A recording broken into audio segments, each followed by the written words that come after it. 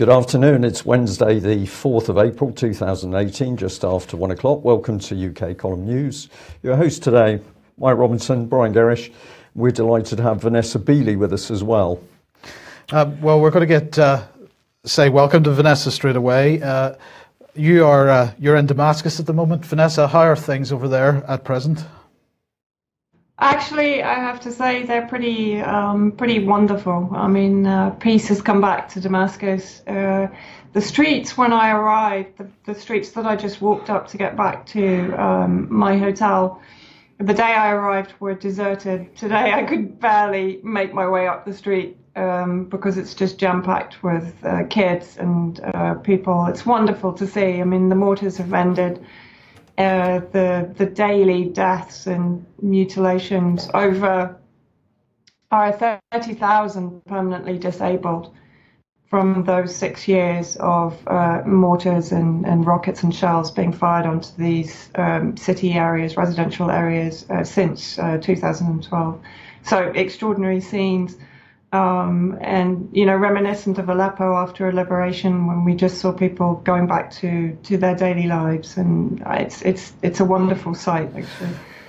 But it wasn't quite so wonderful when you arrived with mortars raining down. But clearly most of Eastern Ghouta now has been liberated.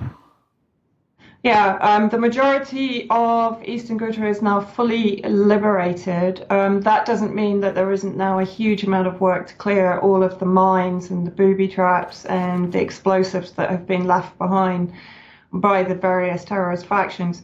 There are still a number of militants also to be evacuated from the remaining pocket of Douma.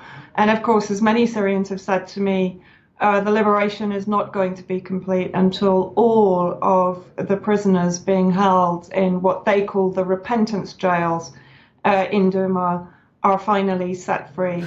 Okay, well, look, that's the good news. Now, the not so good news is really summed up in this video clip here, because of course the testimony is starting to come out now from Eastern Ghouta. Yeah. So let's start off with this lady. Now, I've just I'm not gonna let people hear what she has to say because she's speaking in Arabic, but she's talking about children being kidnapped.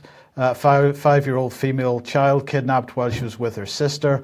A man who put on a veil from Jabhat al-Nusra kidnapped the child, and basically she goes on to say that this child was found in a container near a hospital with the child's organs removed, and she gives a couple of different examples of this. This is something, Vanessa, that you and I have been talking about for some time. It's something that you've been hearing for some time, and here we've got witness testimony that this is going on. What are people saying aside from this lady, and what do you know about this situation? Well, Mike, I mean, what's extraordinary, I went to Jobar a couple of days ago, one of the liberated districts, and we actually entered the underground tunnels. Now, underneath all of Eastern Ghouta, there is actually almost an underground city. There's no better way to describe it. Now, in those underground tunnels were discovered what can be loosely described as field hospitals or medical units. Now, we know from evidence from papers collected by Syrian journalists that have gone into those tunnels, that in particular Syrian American Medical Society, SAMS, were either operating directly inside Eastern Ghouta, inside these underground hospitals, or they were paying and financing the medical operations in those tunnels.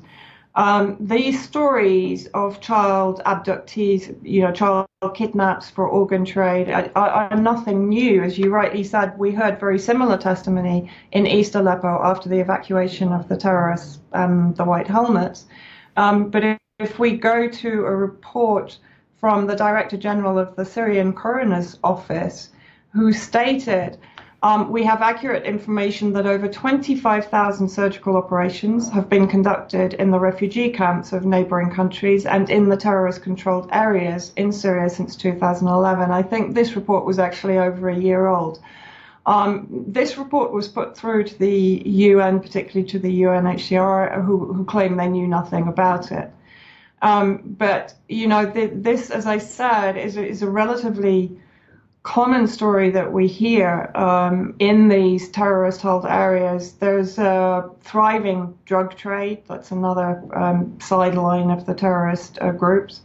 And, you know, child trafficking and child organ harvesting, or organ harvesting from dead and living people, is one of the greatest harvests of any conflict zone. And that's been demonstrated, for example, in Kosovo and, you know, in a number of zones where the US coalition has previously intervened, or NATO has previously intervened. Well, you mentioned the tunnels. We'll come on to those in a second. But we have here a little bit of video of your drive into eastern Ghouta. This is into, where is this exactly? Jobar, did you say? Yeah, this is into Jobar. I mean, what is interesting is, I think about a year ago, I actually went to what was the original Real Syria Civil Defense Center, which was right almost inside Jobar itself. And when I was in that building, I could only view Jobar through the tiny slits in the windows that had been left for the Syrian army to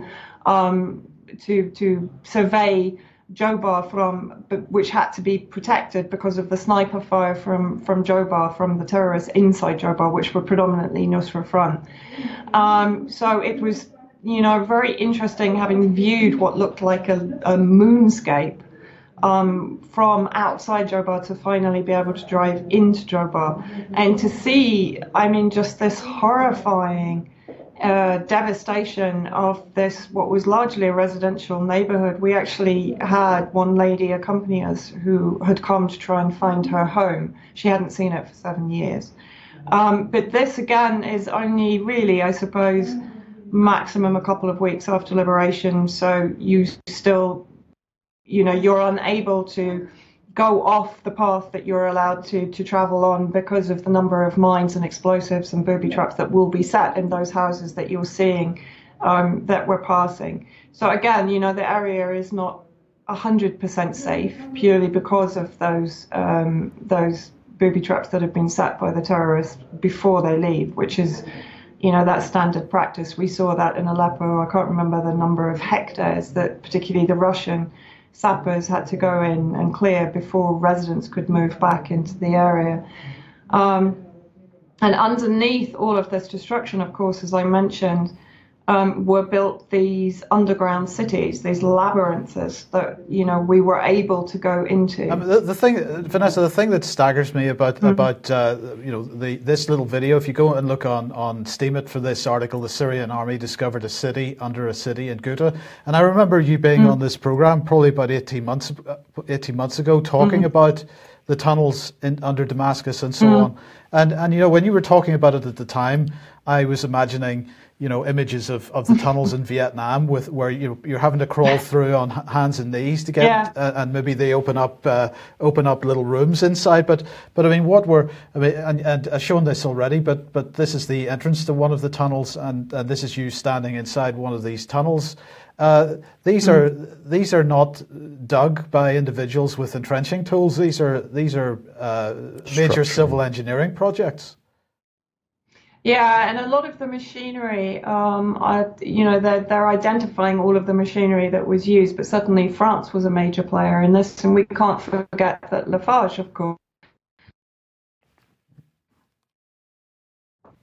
a terrorist faction. So, you know, we can potentially speculate that their materials were used to help to manufacture these tunnels underground. I mean, they were extremely, as you say, well built. They were steel reinforced. They were in many places big enough for cars to drive through. As it says in that report, the militant commanders could drive underground and park underground and enter their houses safely without fear of being targeted by the Syrian army.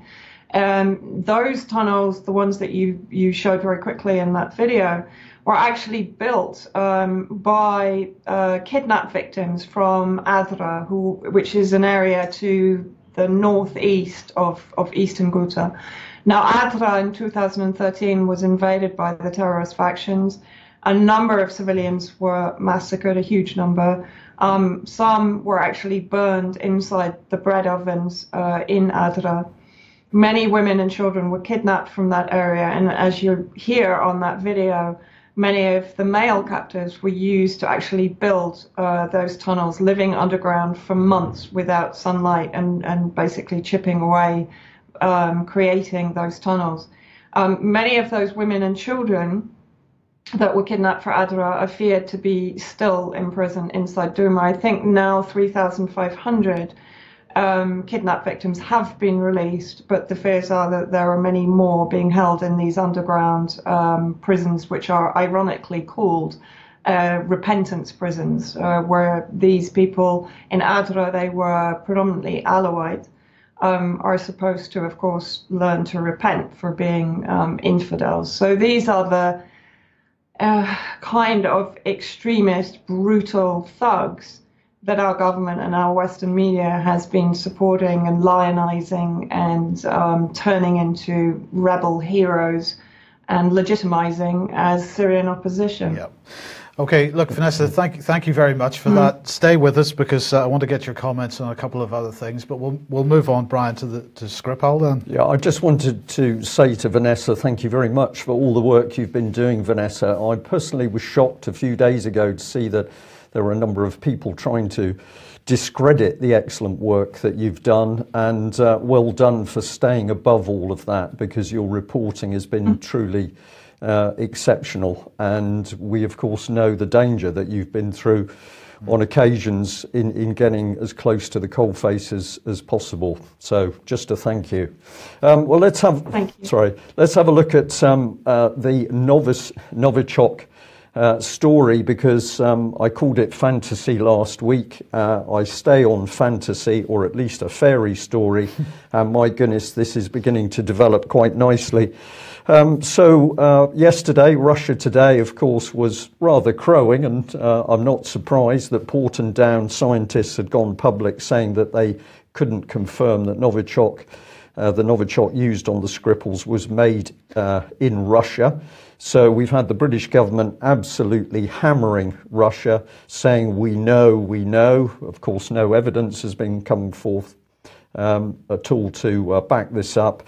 And now it's emerging that there is no evidence to connect it with Russia. Well, and indeed, Boris Johnson caught in a direct lie, because when he was speaking to Deutsche Welle in Germany, he said that the Porton Down, the people he had been speaking to in Porton Down, had absolutely definitively said that Russia, it had come from Russia. Yeah, this is correct, Mike. And I think that it's very interesting that this interview by Sky News, which was embedded in the Russia Today article, but I watched it and I just found it fascinating, because you can see the chief executive of Porton Down blush scarlet as he is being interviewed. It's quite incredible. In fact, if you freeze this and have a look at the image on the screen, you'll see that his face, and particularly that exposed size of his neck, is beetroot red. But this is not embarrassment.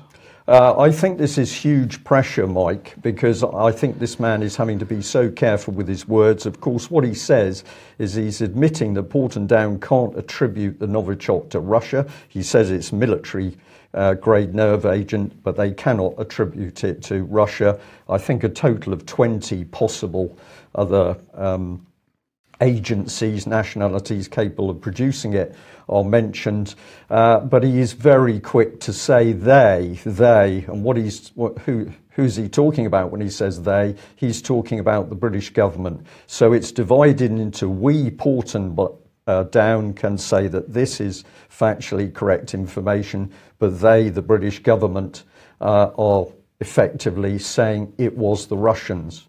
And to show how bad it is, let's choose one MP. He's been he's appeared to quite some extent on the media.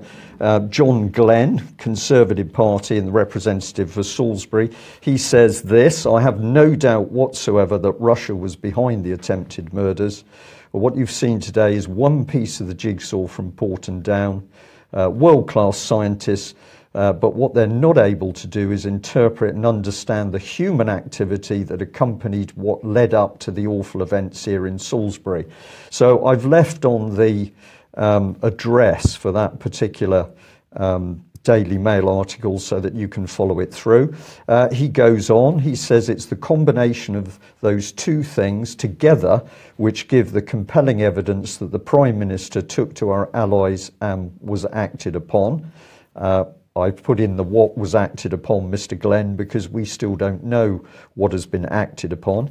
I don't really mind what propaganda emerges from the Kremlin following this interview this afternoon. What we have got to think about is what the overall picture is and what actually happened. Well, I certainly agree with John Glenn on that, but he goes on. Who was on the flight with Yulia Skripal, and did that person return to Moscow a few hours later?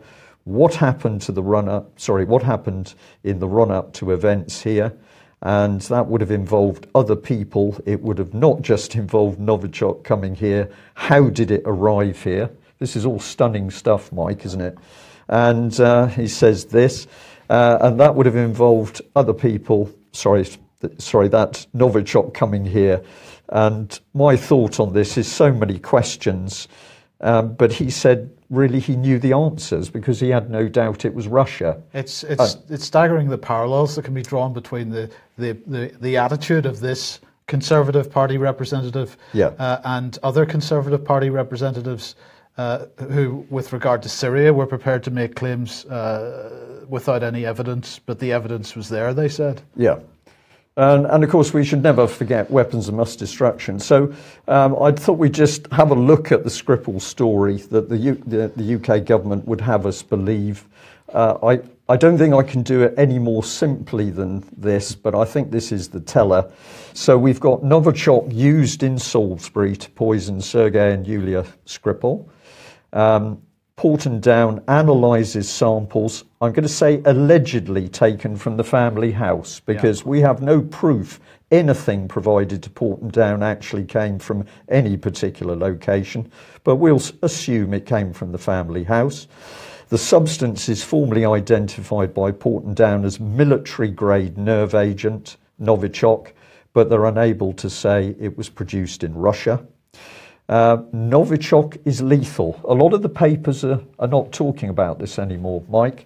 They'll talk about it being a nerve agent, but this is a military-grade nerve agent designed to kill, in fact, in seconds or a few minutes from just skin contact or ingestion by a few milligrams. So this stuff is unbelievably dangerous. It's designed to kill. If you get it on you, you are going to die.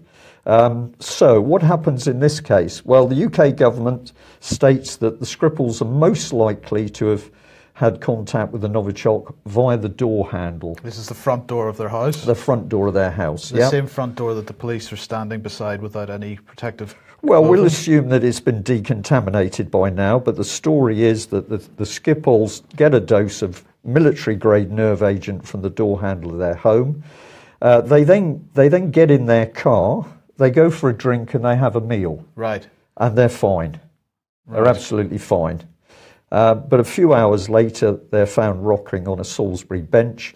And according to one eyewitness that was reported not very widely, but a few papers did report this, they said that Yulia's eyes were simply white, i.e. her eyes were rolled up. She was shaking and rocking, as was her father.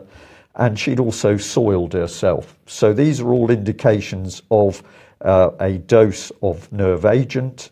What happens then? Well, it's several hours now since they left home, but this is a poison designed to act in seconds. Yes. So they then wait there. There are delays until they're taken to hospital, and there are further delays until the nerve agent poisoning is determined in hospital.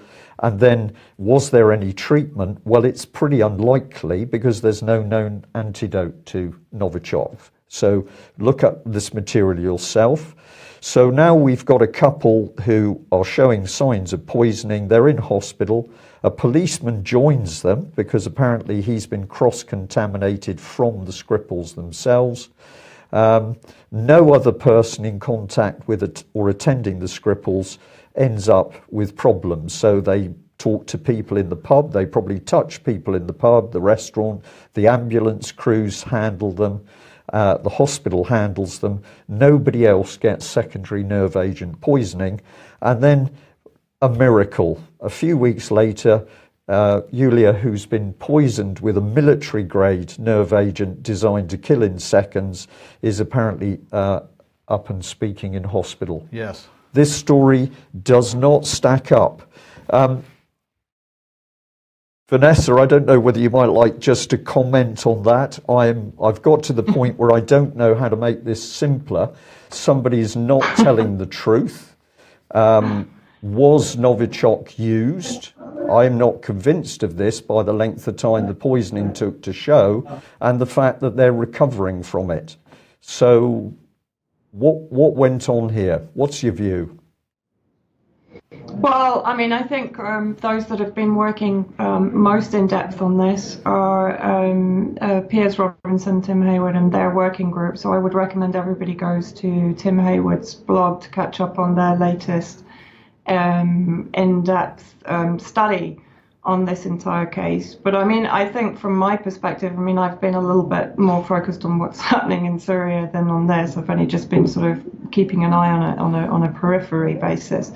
But, you know, if basically for me, if the UK government wanted to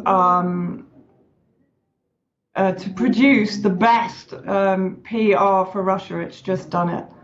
Because, I mean, so far we're seeing the UK government backtracking on statements that they clearly made. They've apparently deleted their tweet. RT is just now breaking news on Twitter, put out the fact that the UK Foreign Office denies claiming the nerve agent used in the Salisbury poisoning of the Skripals came directly from Russia, and have deleted the tweet, which a number of people, of course, had screenshot. And so now it's getting... It's creating a little tsunami on Twitter, let's say. So, you know, they're not going to get away with this. I mean, they basically created pure theatre under the full spotlight of public view. And they've been proven, I believe, to be lying. And effectively what they've done is actually given Russia the higher ground on this. And so if their intention was to discredit Russia or to use this entire event as a leverage, for example, for intervention inside Syria, which is what we suspected, and to somehow decelerate the liberation of Ghouta, they failed dismally to do that. I mean, we've just spoken about the fact that Ghouta is now effectively 100% liberated, just a few remaining pockets to be evacuated, but it's over. So for me, I mean, you know, it's just shambolic. Yeah. Absolutely, Vanessa. Absolutely. Now the question is, how has this happened? How has it happened that the government has presented information? Well, they have been caught with their trousers down, really. And we'll talk about that in a second in the response to this, because it's about control of the narrative, isn't it? It's about discussion, analysis of what they're saying, and the fact that people are critical of what they're saying and are taking it with a very major pinch of salt. So let's just look at this article for a start here. Now, this is in the Daily Mail. It's by David Blunkett, the former Home Secretary. And the title is, "I fear the crisis of violence on our streets now threatens British society in a way we have never seen before." This is the most cynical piece of propaganda. David Blunkett using the death of two youngsters in London. 48 people killed in London so far since the beginning of the year. This is a statistic which many people now saying puts London ahead of New York in terms of the number of violent deaths. But two young people killed. And he's saying, I fear this crisis of violence, as I say, on our streets now threatens British society. As far as the police know, he says the shooting of Tanisha Milburn is more or less random. About an hour after her killing, police were called to Walthamstow, where a youth of 16 died after being shot and another 15-year-old was stabbed. He subsequently died, sadly. The staggering statistics are that 48 people have been murdered in the capital. He says that London and New York not only have populations of similar sizes, about 8 million, but a similar annual police budget, about 3 billion, and therefore it's fair to make comparisons between the two. And he comments on the number of police that are on the streets. But then he goes on to say that he believes the crisis of violence in the street threatens British society on a scale not seen before. But to my mind, he says, the biggest difference between violent crime today and when I was in government is the dangerous influence of social media. Right, this is his position. The dangerous influence of social media. Viral videos make the unthinkable seem normal in no time at all. I believe this is the only explanation for the horrific increase in acid attacks over the past 2 years, for example. We have to empower everyone in communities concerned to stand up and say we'll not accept these deaths on our streets any longer. Crucially, we need to take action. We need action, by social media platforms which now bear such a heavy burden of responsibility for the carnage taking place on the streets. So people are dying in increasing numbers for no other reason than it's being discussed on social media, according to him. So that's a certain level of hysteria from David Blunkett. And then we have France. So this is Jean-Yves Le Drian. He was saying in December that, ladies and gentlemen, we're living in a period of unprecedented propaganda. Misinformation is not a new phenomenon, but the digital revolution and its effects on the way that public opinion, and particularly our youth, is informed, gives us pause. And so they have launched this event, Civil Societies, Media and States, Democracies Facing Misinformation and Media Manipulation. It's on Twitter live from live this afternoon at 3 p.m. CET, so that'll be 2 p.m. UK time. And details on screen there. Who's speaking at it? Well, we've got Damian Collins, who, of course, is a Member of Parliament and Chairman of the Digital Culture, Media and Sport Parliamentary Select Committee. A number of other people there you can see on screen. But we also have Christophe Douar, who's Secretary General of Reporters Without Borders. And that's quite interesting because by coincidence today, Reporters Without Borders have launched their Journalism Trust initiative. This is an innovative media self-regulatory initiative designed to combat disinformation online. It is designed to promote journalism by adherence to an agreed set of trust and transparency standards to be developed and implemented. This will happen by means of the so-called workshop agreement of the European Centre for Standardisation, which was opened on the 3rd of April 2018 for participation by interested stakeholders, for example, media outlets, professional associations and unions, self-regulatory entities like press councils and regulatory bodies, as well as digital platforms, advertisers, and consumer interest representatives. Christophe Douar says, in the new public arena system in which false information circulates faster than real news, the defence of journalism requires reversing this trend by giving a real advantage to those who reliably produce news and information, whatever their status. So that they have launched that. And in a couple of weeks' time, in Brussels, we have disinformation, the playbook and how to fight it. This is a 2018 Brussels Disinfo Lab on next Wednesday, in fact. This is together the EU and the Atlantic Council. They are cordially inviting people to their second annual disinformation event. Well, who's going to be speaking at that? A guy called Andy Price, who is head of counter-disinformation at the Foreign and Commonwealth Office. Now, this is very interesting because I had never heard that the Foreign and Commonwealth Office had a counter-disinformation department. And so I went looking for it today, and strangely enough, Brian, I couldn't find it. There's no mention of it on the Foreign Office website. There's no mention of it on the government website.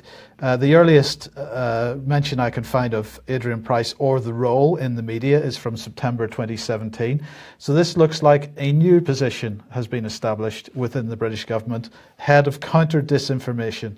That's fantastic. Yeah, counter disinformation, and we've already got the biggest applied behavioural psychology system within the British government the world has ever seen, so effective that the techniques to manipulate populations in their views and values and belief structures has been sold on to the Americans and the Australians.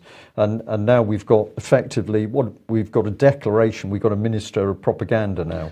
Absolutely, but it doesn't end there, because the National saying that anti-fake news laws could be the only way to counter disinformation. So we're not going to do it on a voluntary basis. We're going to impose laws. Of course, this is from UAE, and you've got to take that into account. But nonetheless, Vanessa, what are your thoughts on this? This is a pretty hysterical response to the fact that they have lost control of the narrative, and the Skripal case is just one example of that. Yeah, I mean, they've lost control of the narrative in Syria. I mean, as we were predicting, leading up to the liberation of East Aleppo, they would be exposed for the charlatans they are and for the shills for British and US and EU state propaganda. We're seeing it again in Eastern Ghouta. We saw the hyperbole, we saw the sensationalism and the hysteria leading up to and during the Syrian Arab Army campaign to liberate those areas. Now, what do we see? We see tumbleweed, because they know perfectly well that the testimony that is being given, like, for example, by the lady that you showed in the beginning of today's program, are going to be exposing them for the terrorist apologists that they have been throughout this 7-year war. So on so many levels, the anti-Corbyn rhetoric that we've seen being led yet again by the UK Foreign Office mouthpiece, The Guardian, which seems to be sort of ahead of all the others at the moment in spouting UK government propaganda, particularly, as we know, the demonising of Jeremy Corbyn for basically taking a principled and strong stance against the disinformation. Yeah. And so, what is extraordinary, I mean, we're just entering a kind of Orwellian world of thought control, where fundamentally we're being told, because if you consider that social media represents the public, right? If they're saying that all of this evil is emanating from social media, as opposed to what is emanating from social media is a thorn in their side, is a recognition of their lies by the public, then what they're saying is we need to control this, we need to contain it, because it's now becoming too powerful. The Syrian war has been a perfect example of how in real time their lies are being exposed through social media. We've not really experienced that on this scale before. And I think it's, we also have to understand that to a large extent they did create these social media platforms. So we have to assume they had an inkling that this might happen. But whether they had taken into account the extent to which it would gather momentum and actually turn into a weapon to be used against them, I don't know. But, it's insane. I mean, no right-thinking human being should accept a control over their ability to judge a situation should come from a centralized, globally recognized power base. I mean, this is just, it's something that I think all of us had read about previously, but never thought we would actually be heading towards, and we are. But Vanessa, I think to put a positive side to this, the speed and the scale at which the states are ramping up this response tells me they are very, very frightened at the speed at which people are now beginning to put quite major geopolitics together and explain it to each other in a sensible way. This is truly terrifying. And I think some of the ridiculous stuff that's come out of the Skripal case has come out because, of course, one, we know the Conservatives, to take a small example, the Conservatives were boasting a few years ago about creating a period of what they called creative destruction and chaos in the public services. So we can see chaos coming in all around us. They are now beginning to suffer from that chaos themselves because, of course, they've lost control in certain ways over their own people. I think this is fear by the wider geopolitical state. Yeah, absolutely. And I think what was interesting, I mean, I think it was Paul Mason was tweeting out today a number of tweets on the Skripal case, trying to scramble back some credibility for the British government. And I think one tweet he actually said, we should trust the government. And I just checked now, and I'm pretty certain he's deleted that tweet because it was basically mobbed by tweets from the public saying, are you kidding us? You know, why on earth should we trust the UK government? I mean, this is, you know, as I said, if they wanted to do PR for Russia, they couldn't have done a better job because, you know, they've exposed themselves and they've shown Russia to really be, you know, the sensible international broker in all of these affairs. Okay, well, look, we'll just remind everybody of the Media on Trial event. Vanessa, you will be speaking at it on the 27th of May in Leeds. Details on mediaontrial.uk and tickets as well. Tickets are £10. Vanessa, the question that's being asked is, has the media, the mainstream media in the UK, is it in breach of the Terrorism Act through their embedding themselves with terrorists in their coverage in the Middle East and also through the promotion of terrorist narratives? Just a couple of minutes on that, a couple of seconds on that, please.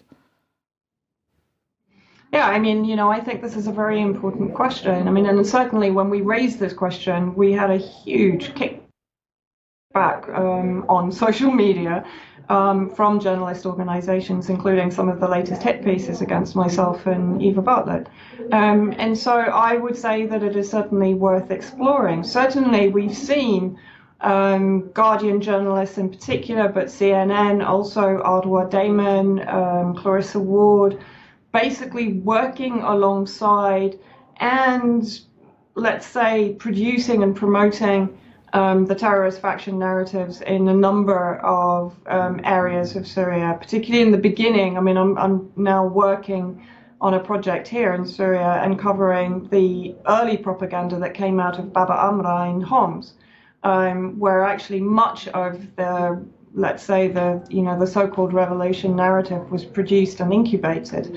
And when you look at the number of media operations that were working out of that area and embedded with what was then euphemistically called the Free Syrian Army, who were still committing terrorist atrocities against civilians in that area.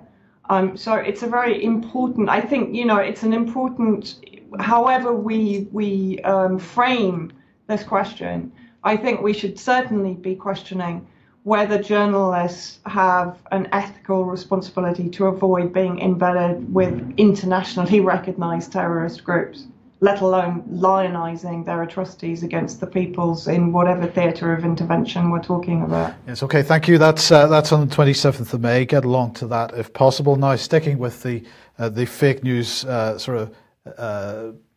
issue, we have Facebook saying authenticity matters. The IRA has no place on Facebook. This, of course, has nothing to do with Irish terrorism. This is to do with the so-called Russian-based Internet Research Agency.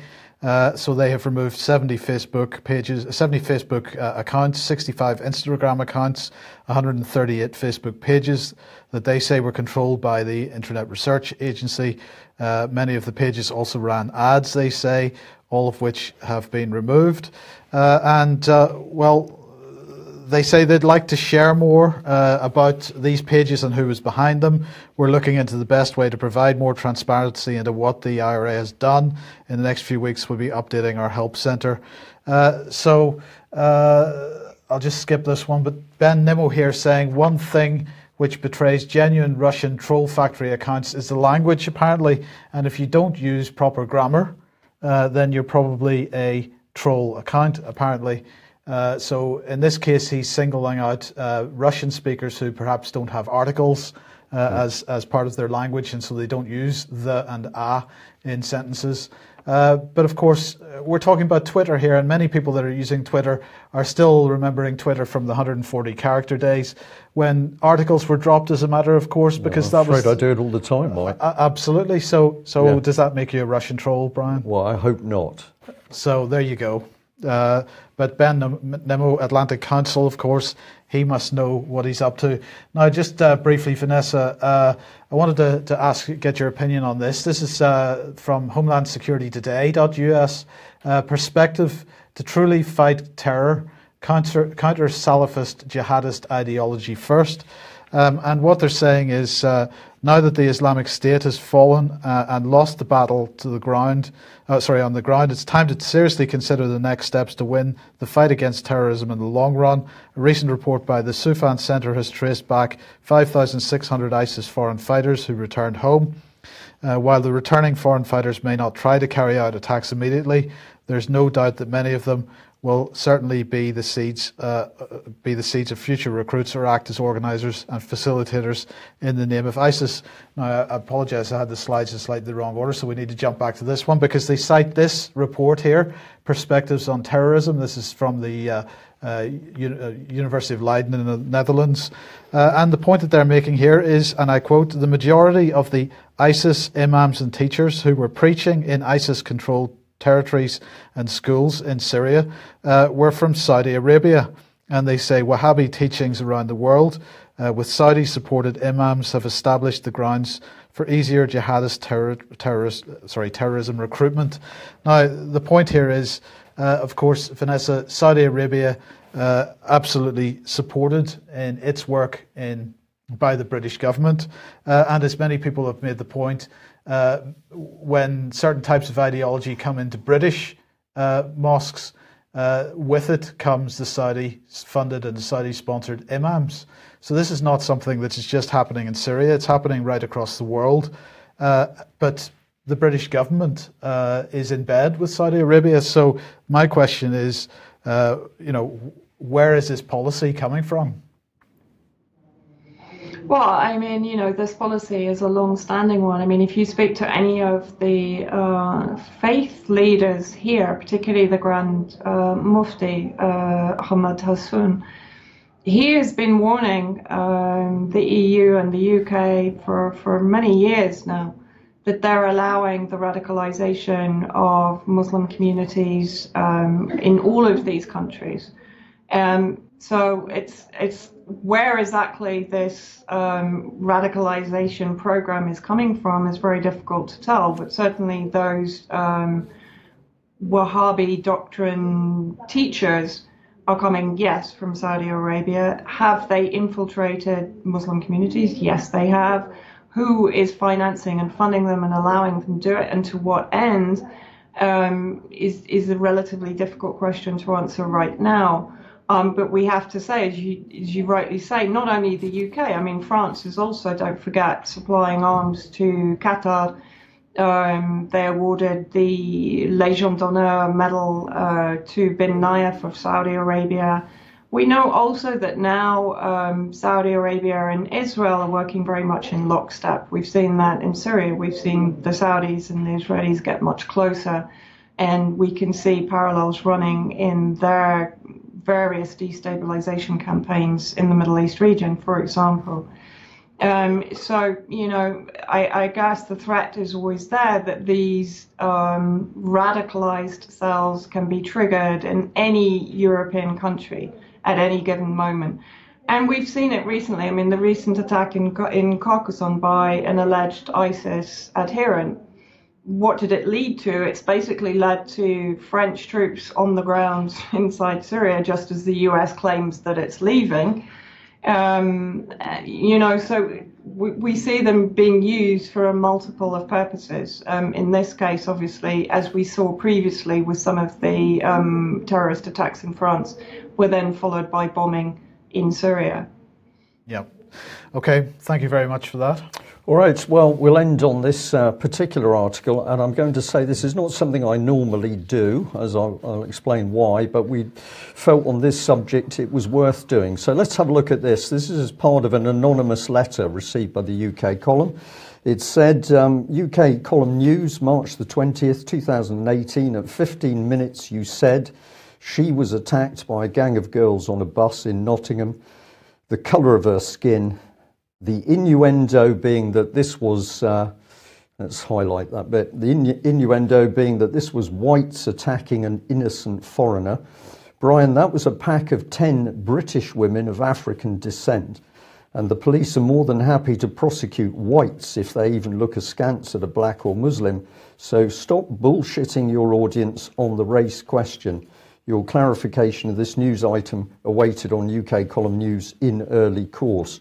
Well, I'm going to say that we find anonymous letters very often to be offensive.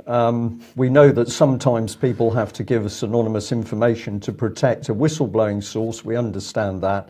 But if you've got something to say to us, then at least have the courage to put your name to the letter. You see our faces, you know who we are. We expect the same courtesy back. But what was fascinating about this article was the whole tone of it. Now, what was the person talking about? Well, it was this report. And I was picking up on the fact that an Egyptian girl had been attacked by a group of girls on a bus in Nottingham. And although she was taken to hospital and released, she later died.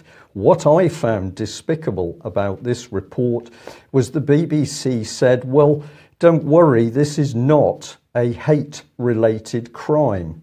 And my caption at the time was that a girl is brutally attacked and dies, but it's not hate-related. It's not hate-related. And what I'm getting at is the fact that we now have the political manipulation of speech to affect the way we look at what happens to our human beings. But it's quite clear to me that as I read through the letter sent to us and the package of information, that is all about hate. But let's just come into this area because I think we need to pick at it a bit. Here's the definition of hate crime. A crime motivated by racial, sexual, or other prejudice, typically one involving violence. Legislation to stiffen penalties for persons convicted of hate crime. Now, I think this is highly manipulated political language. If somebody is attacked on a bus, we don't need to know what race they are. We can perhaps assume, though, that the person who attacked them, unless it was in absolute self-defense, has got some hate-type motive. So my attack was on the language of the BBC in demeaning the death of this young lady by saying, well, it's not a hate crime. So it's not important? It's not important. But with the material we received, and people can freeze this on the screen to have a look at it, we've got an article from Cairo. It talks about the girl dying, and it does indeed say she was brutally beaten by 10 British women of African descent. Now, this has been highlighted by the person who sent it in, not by me. It goes on to say that the mother claimed the assault was race-motivated. She said, 4 months ago, 2 of the same 10 women abused my daughter in the street with no specific reason. So this mother, quite rightly, is complaining that the police and the British government have not taken the right responses. But that is not the primary interest of the person who sent this material in, because much of the other material is all to do with attacks on immigrants and people of different colours and people who are taking, what is the word, benefits from Islington Council. So this is really classic stuff. I think that we've got really what this is all about. I was trying to warn that language is being manipulated in order to create a problem in this country. We have foreigners and immigrants. What is that all about? Well, of course, we know that people like Peter Sutherland, who died fairly recently, was boasting that we needed mass migration to break down traditional countries. This is about creating internal division, hatred, and ultimately violence on the streets, and it is divide and rule. And my impression of the anonymous letter sent to us and the other content is that the aim of this person is to try and ramp up that hate.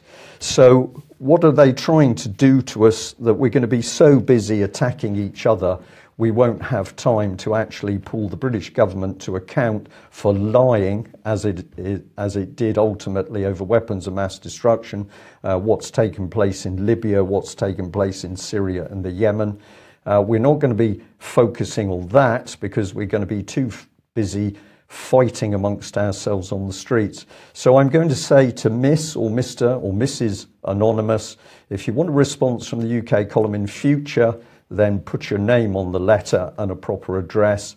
But I think you have utterly fallen into the trap the government and the BBC wants. You are in the battle on the streets designed to destroy all of us. And I could probably say that with more passion, Mike, I think. So we're done? I think we're done. Vanessa, thanks very much for joining us. Just a brief reminder to people, May the 12th, the Albert Hall in Nottingham is that NHS event. Tickets are now starting to go, so if you haven't bought your ticket yet, please do that. This will be the most unique event on the NHS there has ever been in this country, and I think it is going to cause a number of follow-up events. Be there. I think you need to be. Thanks for joining us. Bye-bye. Bye-bye.